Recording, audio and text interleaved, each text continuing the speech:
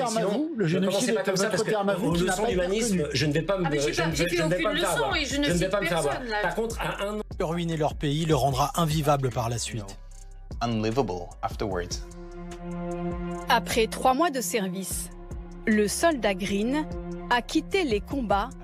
Qu'on ne peut pas impunément envahir un pays voisin, projeter d'annihiler un peuple, décider de le rayer de la carte. Le jour où... Surtout, ce que vous suggérez, c'est le droit des peuples à ne pas disposer d'eux-mêmes, ou à ne plus disposer d'eux-mêmes. Salut à tous et bienvenue. Aujourd'hui, on va encore faire le tour des actualités. Mais avant ça, pensez à mettre un petit like, ça aide et ça booste et c'est gratuit. À vous abonner si vous ne l'avez pas encore fait et à mettre des commentaires pour faire évoluer les débats. Je tiens à remercier tous ceux qui m'ont mis des commentaires pour le soutien. Franchement, ça fait vraiment plaisir. Allez, on y va.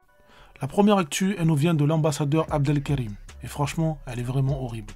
Israël reproche à certains civils gazaouis d'avoir participé aux attaques dues et justifie ainsi les punitions collectives interdites en droit international. Que devrait-on dire alors des civils israéliens qui détruisent l'aide humanitaire destinée à Gaza?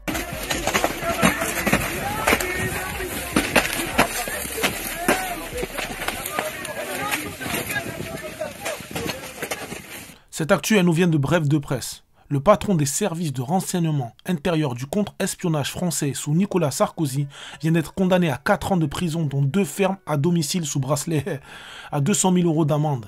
L'actu suivante, elle a été postée par le Front Populaire. Info. Le RN perd encore un député en raison d'irrégularités lors du scrutin. L'ancien député frontiste Arnaud Sanvert n'est plus député des élections législatives partielles auront lieu prochainement.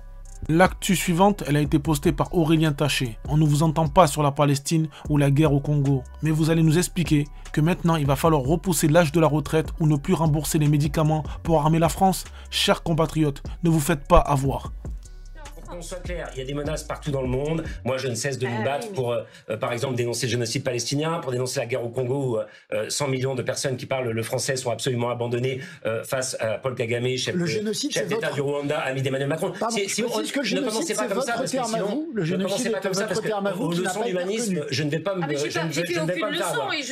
faire avoir. Par contre, à un an de la fin d'un deuxième mandat déjà discutable, encore une fois, nous avons un gouvernement qui est issu de quel résultat d'ailleurs? De quel résultat? Des élections législatives. Vous voyez bien que c'est une question qui dépasse la France. À un an de la fin, on va nous expliquer qu'il faut aller sabrer le modèle social, ne plus rembourser les médicaments, c'est ce que vous venez de dire, qu'il va falloir repousser l'âge de la retraite, qu'il va falloir en faire un peu moins sur les allocations au chômage. Je vous dis comment ça va se passer. Et quand il y aura des opposants qui vont essayer de s'opposer à ça, on va nous expliquer que nous sommes finalement des anti-France ou autres. Donc non, moi je dis à mes compatriotes, ne vous faites pas avoir. Ne vous faites pas avoir. Ne vous faites pas avoir. Emmanuel Macron vous fait le même film qu'il vous a déjà fait. Une fois, 2 fois, 3 fois, et d'ailleurs il y a de moins en moins de monde qui y croit, il suffit de regarder les enquêtes d'opinion par rapport à sa prise de parole hier. Ne vous faites pas avoir, il n'a pas la légitimité politique et démocratique pour vous demander ça, et si nous devons avoir un débat réel au sein de l'Assemblée nationale, au sein de la patrie, avec nos concitoyens pour savoir ce que nous voulons consentir comme effort, pour quel objectif politique, pour quelle stratégie de défense, je ne crois pas que ce président de la République soit à même de le mener. L'actu suivante, elle vient de Charles Dechardin. C'est peut-être dingo, mais pour certains, les seuls qui bossent vraiment, les dossiers, c'est LFI. Dites-moi si c'est vrai en commentaire. Mais franchement, pour l'instant, de ce que je vois, c'est ça.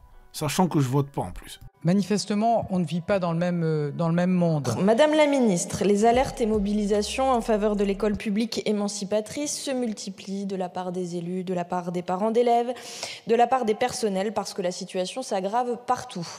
Dans mon département, le Val-de-Marne, le manque d'accompagnement pour les élèves en situation de handicap est probablement l'aspect le plus dramatique et